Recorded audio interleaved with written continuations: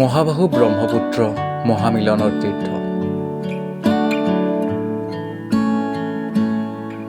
মনত পৰেনে কেতিয়াবা ভূপেন্দাৰ সেই গানটো? মহাবাহু ব্ৰহ্মপুত্ৰ মহামিলন তীৰ্থ। যদি কেতিয়াবা মনটো অৱসাদে পৰি পৰে, কেতিয়াবা উপভোগ কৰি পাইছেনে মনটো শান্ত কৰি তোলা নৈসৰ্গিক সৌন্দৰ্য?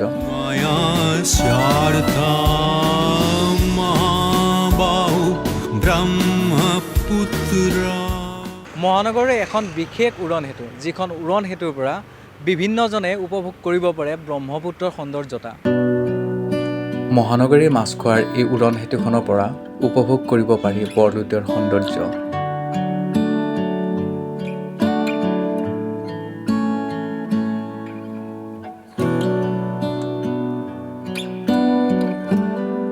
গুৱাহাটীলৈ বিভিন্ন কামত অহা লোকসকলৰ লগতে ব্যস্ত মহানগৰীৰ বিভিন্ন কৰ্মস্থলীৰ পৰা অহা লোকসকলেও এবাৰ ৰৈ মোবাইলত মহাবাহুৰ পৰিৱেশ আবদ্ধ কৰা পৰিলক্ষিত হয়। বহুত মানুহ আহে, মই দেখিছোঁ। আৰু আপোনাৰ তাৰমানে বাহিৰৰ মানুহ, কেলকাতাৰ মানুহ আহি কিনে ইয়াত ভিউটো চাই আৰু বহুত ভাল লাগে, ধুনীয়া লাগে। মানুহে আহি কিনে ইয়াত ভিডিঅ' কৰে, ফটোশ্বুট কৰে।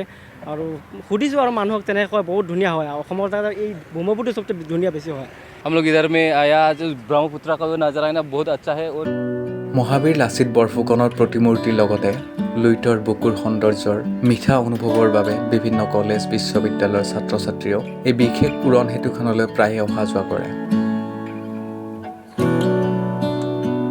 সময়ত মানে এনেকুৱা সময়ত আহি মানে বহুত ভাল লাগে, মানে পৰিৱেশটো বহুত ধুনীয়া হৈ থাকে, মানে মনটো শান্তি লাগে, মানে ইমান ধুনীয়া। তাতে এতিয়া মেলাও হৈ আছে, তাকো চাব আহিলোঁ।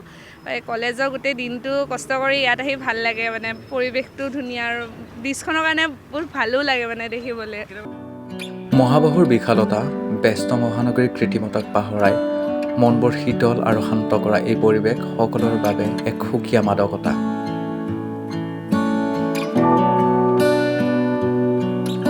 কেমেৰা দীপজ্যোতিৰ সৈতে ধ্ৰুৱজ্যোতি মেধিৰ ৰিপৰ্ট, নেশ্যন নিউজ। মহাবাহু ব্ৰহ্মপুত্ৰ মহামিলন।